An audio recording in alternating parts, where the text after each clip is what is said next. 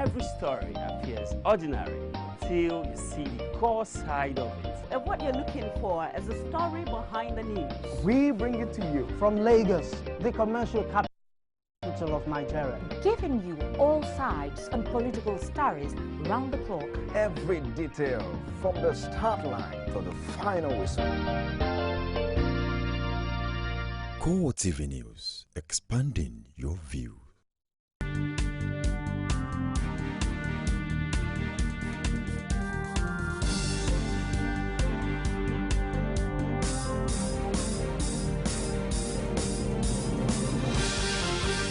Hello there, thank you for joining us on CoreTV Primetime News. I am Frank Homalape. Our top stories tonight.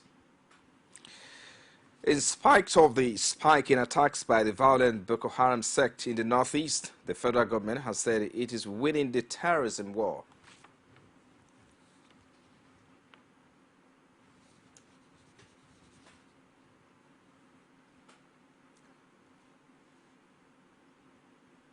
Also in this program, President Muhammadu Buhari on Saturday promised that his administration will ensure that all cases of political assassination, intimidation and kidnappings in the country are thoroughly investigated.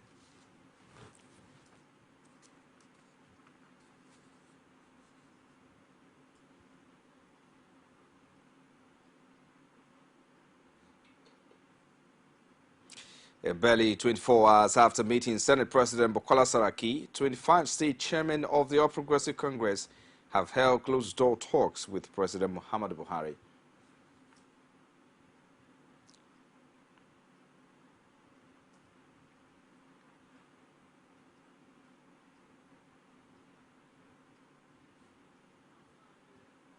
And outside Nigeria, Tunisia declared state of emergency just over a week after 38 people died in a beach attack.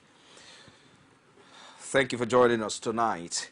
In spite of the attacks by the violent Boko Haram sect in the northeast Nigeria, the federal government has said it is winning the terrorism war.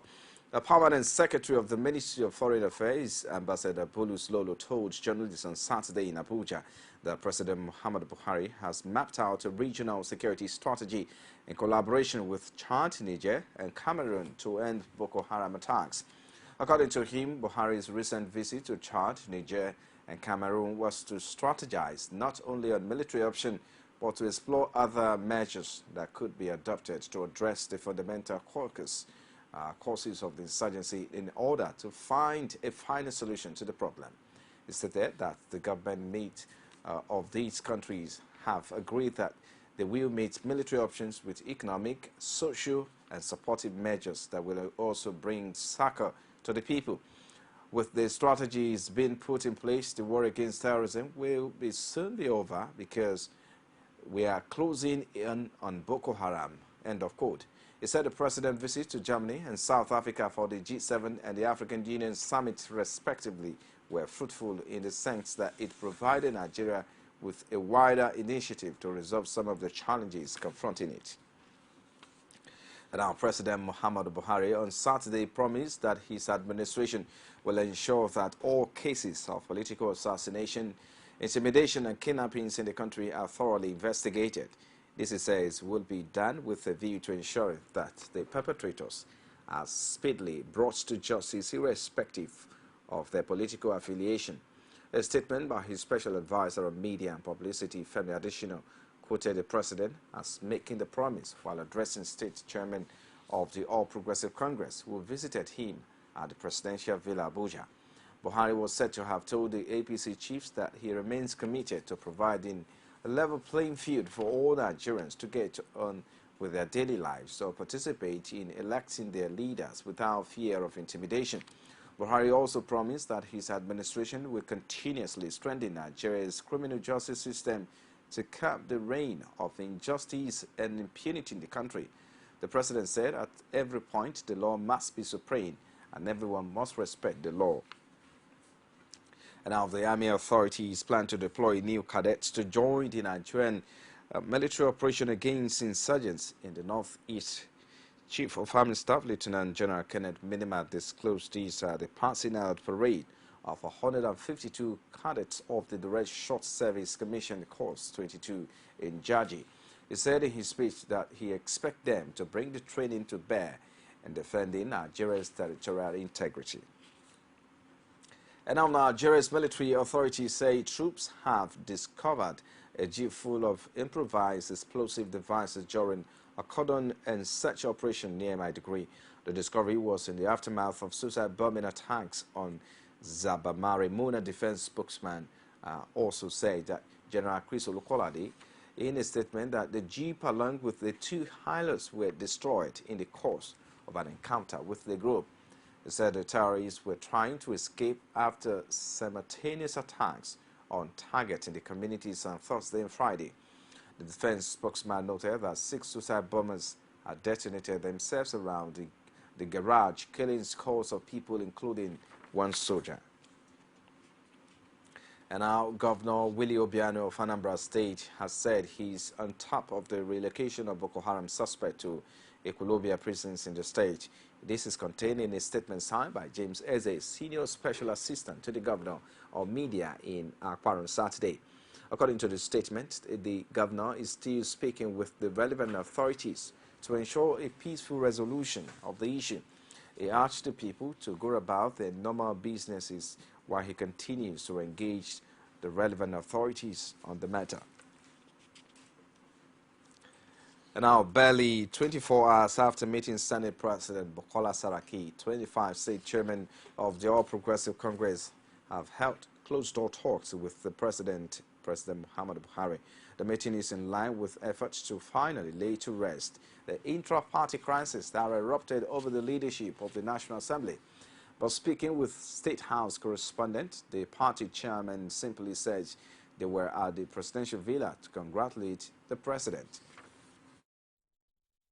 Foremost, to congratulate Mr. President for being elected as the President of the Federal Republic of Nigeria. And secondly, to thank him for what he has been doing to this country and what he's been doing to the APC, more especially on the recent little crisis that he has now stepped in to resolve. And we are happy that things are now taking proper shape. So what did the President tell you? Now, he promised that he will continue to be a true party man. He is upholding the party's primacy, and he assures us that he will not rest on his oath until he sees that Nigeria is back on its track. The APC is receiving criticisms about low start. What's your reaction? What's the reaction of the... No, it depends upon how someone views it. You can call it low start, but I am calling it a great start.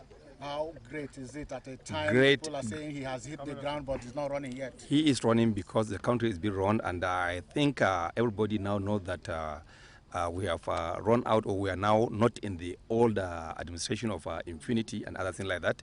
Everybody is now obeying rules, and everybody is now understanding that yes, Nigeria is trying to is now being repositioned and for greater height. And if you go around, even when I'm coming from Kano yesterday, there was no checkpoint, there was nothing. Somebody was telling me it's because of the change of government. So we have started seeing changes.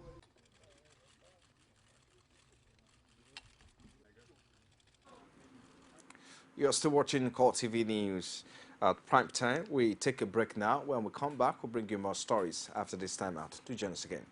That's a sign of protest, saying that things are not good. Women share the most amazing thoughts When it's close to the time, our people will protest naked. on national issues. That was their own point. That was an accident. That is different. And to do it Politics is about being a servant. passionately, Without a woman, there will be no success at all. sharing the adorable word of women There are some women who have what it takes. in politics, Margaret Thatcher, Iron Lady. When she's too soft, she's too soft. only on CoreTV News.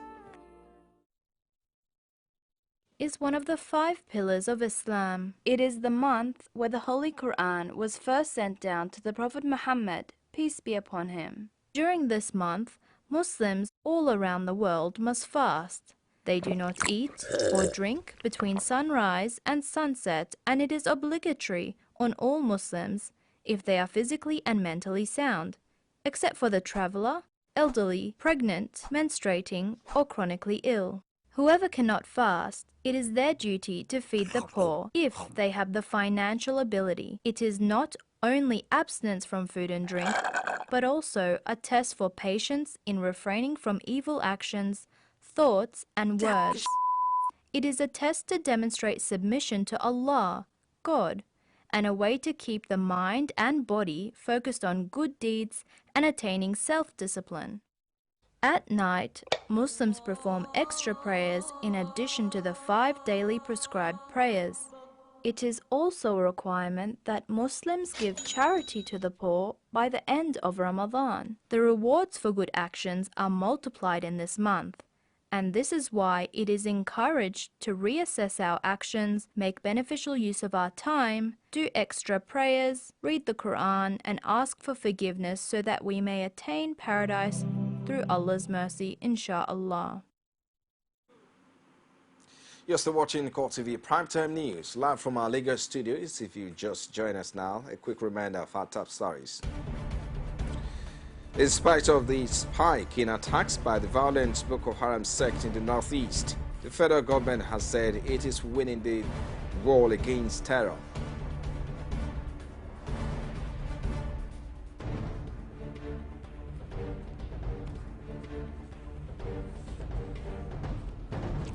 And also, President Muhammadu Buhari on Saturday promised that his administration will ensure that all cases of political assassination, intimidation and kidnappings in the country are thoroughly investigated.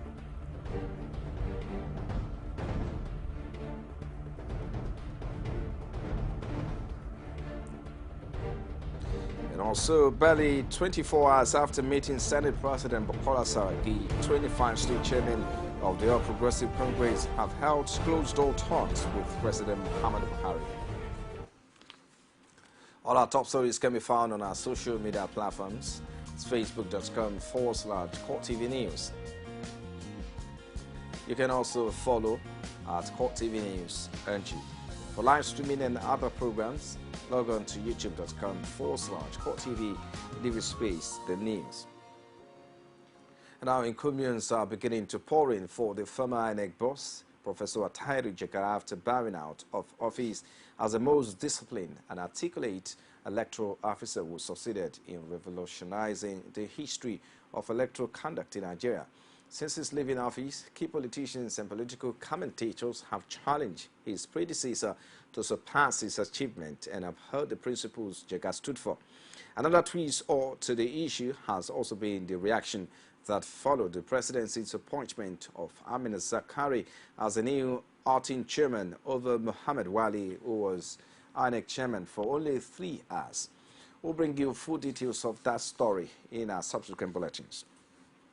Meanwhile, the People's Democratic Party has said that it will continue to demand the removal of the acting chairman of the Independent National Electoral Commission, Amina Zakari. He said this was the position taken by the party at the meeting of members of the National Working Committee despite what he described as unwarranted attacks on its officials by the presidency. The party said it was privy to the fact that Zakari, who it claimed has a strong relationship with the president, and the very prominent APC Northwest governor, is allegedly collaborating with the ruling party to post resident electoral commissioners of its choice to Kogi and Bayelsa State ahead of the forthcoming governorship elections in those states. The PDP raised the alarm of alleged moves to use the period of Zakari's stay as head of the commission to allegedly tinker with the electoral personnel and materials for the 2 states in favor of the APC.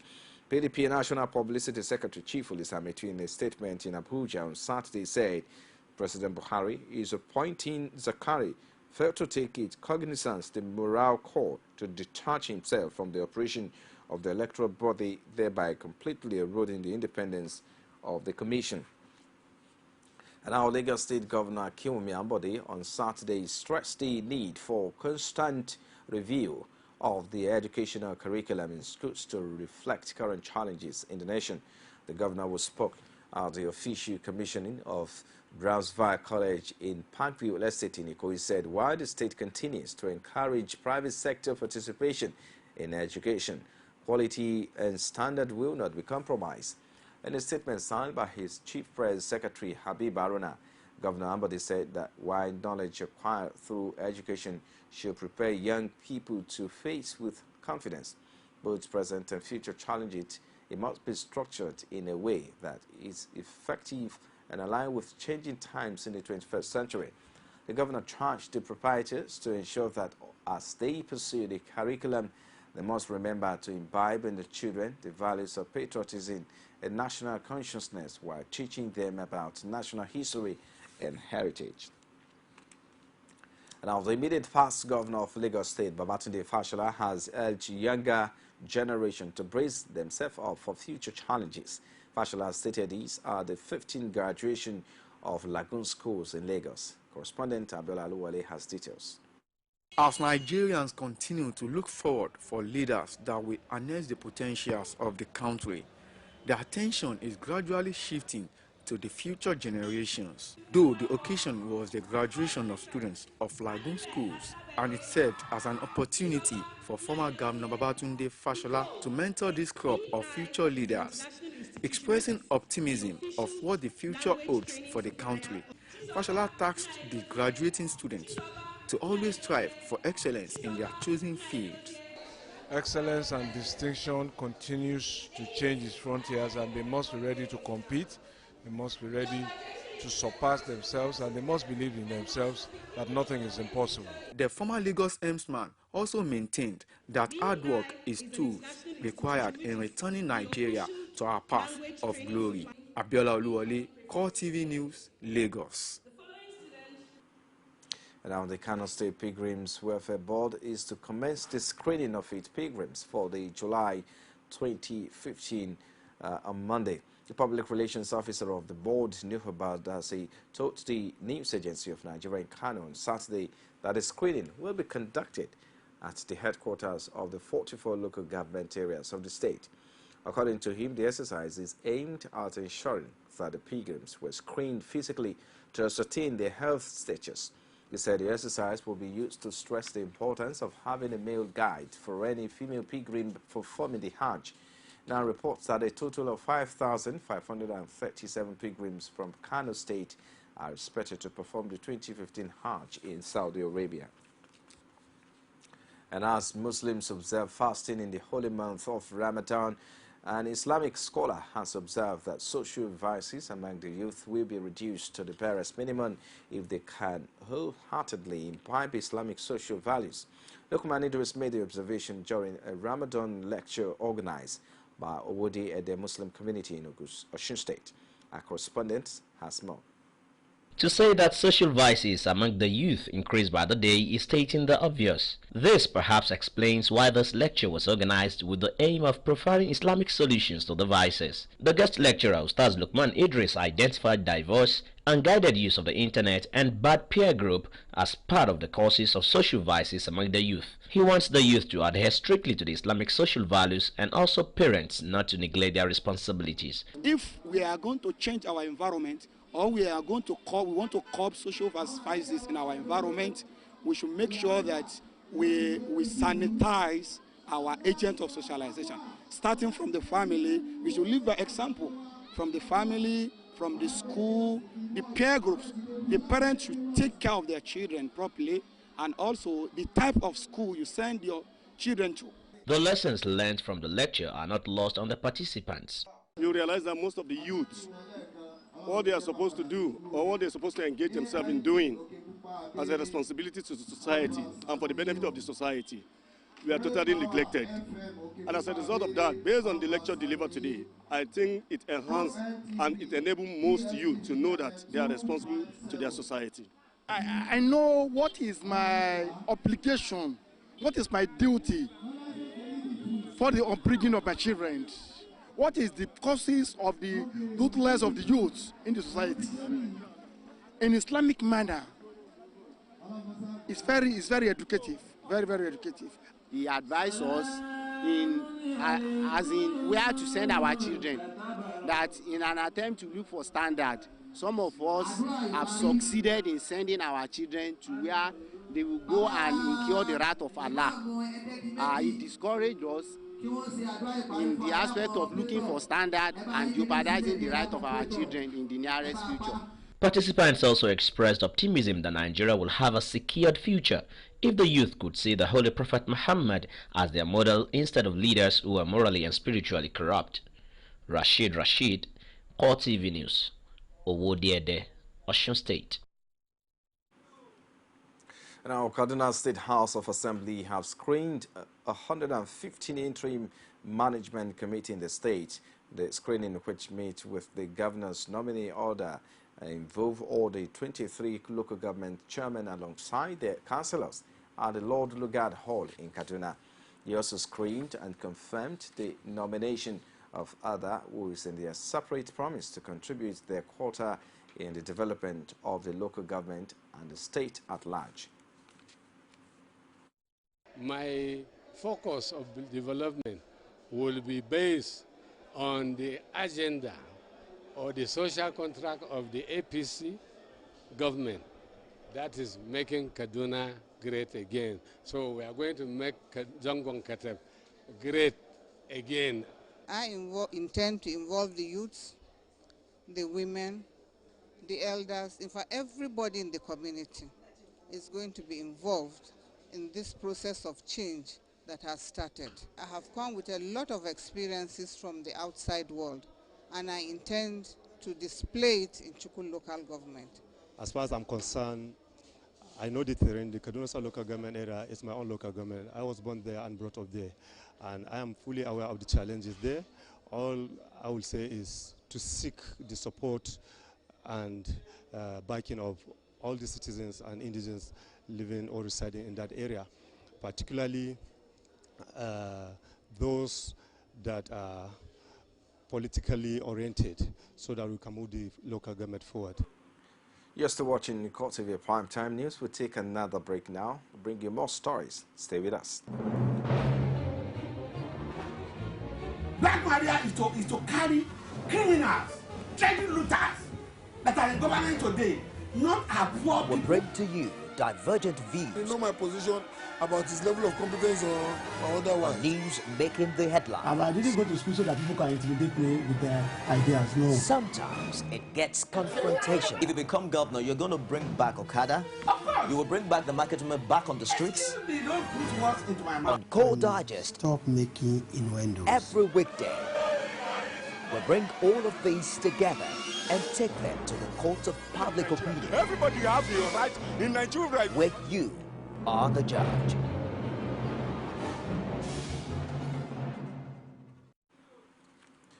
Thank you for being there. Outside Nigeria now, Egyptian President Abdel Fattah el-Sisi on Saturday visited North Sinai to inspect troops following a series of deadly attacks on military checkpoints, state-run news agency MENA reported. Presidential spokesman Ala Youssef said that Sisi wore a military uniform during his visit to show solidarity with the armed forces.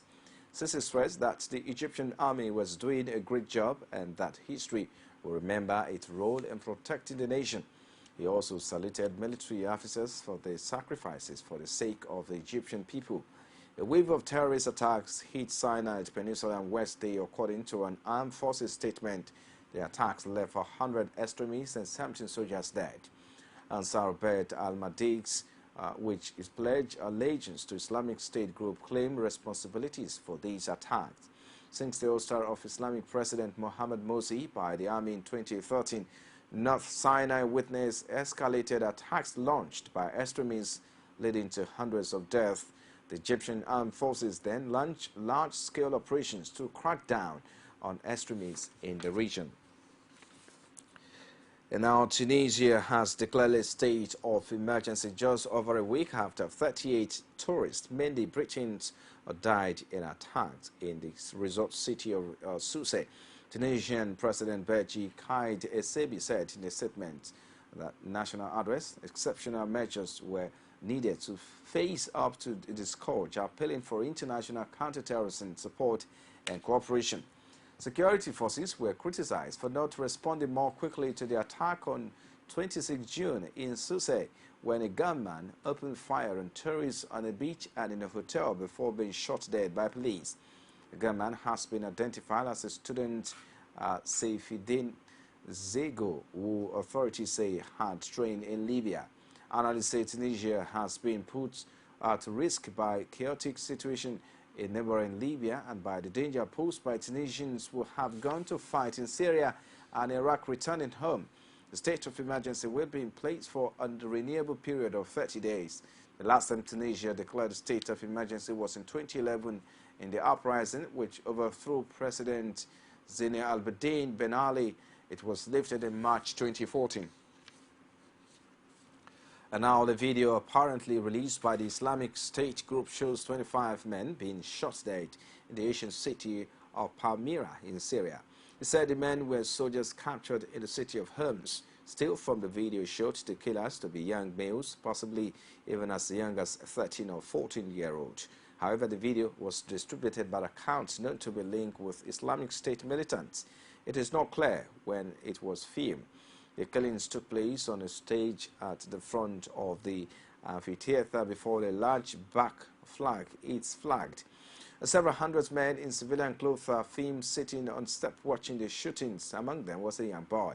Since capturing the city, it has also taken control of a military airbase and a notorious prison nearby. More than 230,000 Syrians have died in the war, which began after President Bashar al-Assad forces tried to put down anti-government protests in March 2011. And away from that now to business now. The Central Bank of Nigeria on Friday said it would do everything within its powers to protect the incomes and jobs of local farmers following last week's ban on sale of foreign exchange to importers of rice and 40 other APS items as well. The APS Bank, which in a statement issued in reaction to a publication by Economics, says that it faulted the CBN's decision to ban the sale of forex for the importation of some item. Some of the affected items are rice, private jet, textiles, tomato paste, and poultry product. The CBN in a statement said that Nigeria could not attain its full potential by importing everything, adding that the huge rate of importation had weakened the operating capacities of the nation's industry. In new forest policy, the statement added, had not afforded the government the opportunity to begin a reversal.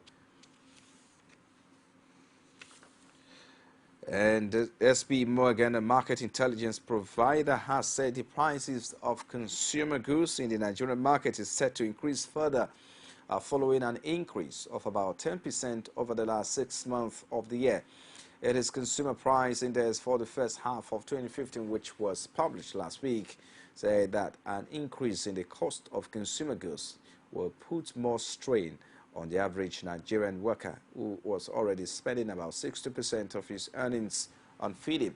The CPI revealed that both locally produced consumer goods and the imported goods had maintained fairly unstable prices over the last 6 months, stressing that there was a general uptrend in prices. The report said living standards are expected to drop further with the upsurge in the price of consumables at a time when the average Nigerian is least empowered socially and financially to overcome the challenge posed by rising food and commodity price. Away from there now, the Pharmaceutical Manufacturers Association of Nigeria has raised doors over the new drug distribution guideline and common external tariff, saying that they are threats to the survival of the local pharmaceutical industry. Expressing their fears at the World Press Conference yesterday in Lagos, they stated that implementation of the NDDG, which began 1st July 2015, has handed over the pharmaceutical industry to cartels and syndicates, and in return will increase the cost of essential medicine in the country. He also demanded that the implementation of the policies should be deferred and be refined to reasonably accommodable all stakeholders. You're still watching CoreTV Primetime News. We'll take kind of a break now. We're back with sports. To join us again. As news breaks, people don't let events pass without giving their comment or reactions. When the problem arises in society, these are the people that should be consulted. To cleanse the corruption in society, we are not to provide information for good life and also security of life and property in this country. The academic society have the loudest voice on this platform. Whether you call it a sovereign national conference or a national conference, it's just about the people of Nigeria. There should be a change in power. In any way they can do it. I think there's a script already. Every Tuesday at 8:45 p.m. on this station. From the Ivory Tower, A must-watch for the learning minds. Our style, that's what he delivered. Usain Bolt storming, Puyol with a flying lead. Taking them out in the lead and really.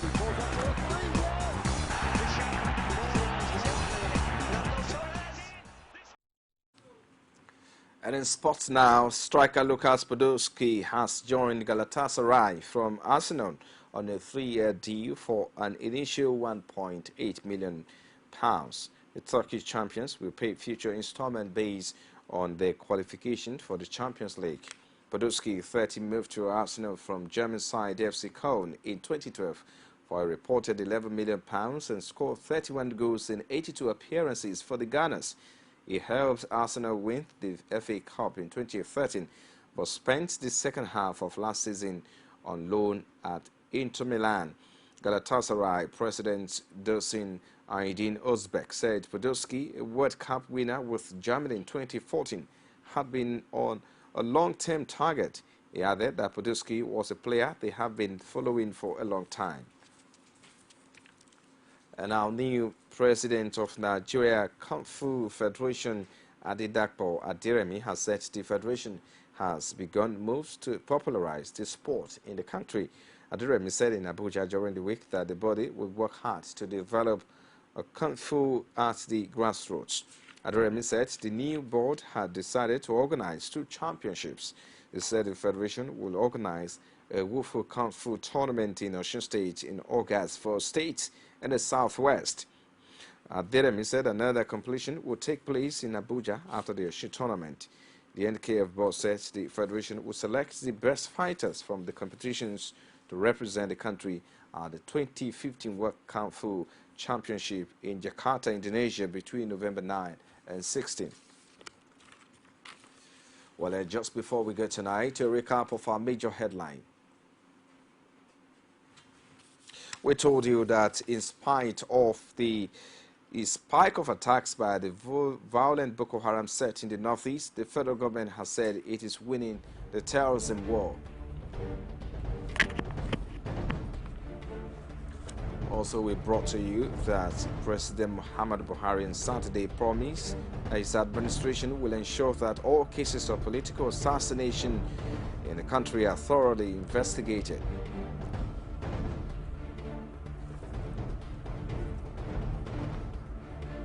And barely 24 hours after meeting Senate President Bukola Saraki, 25 state chairmen of the All Progressive Congress have held closed-door talks with President Muhammadu Buhari.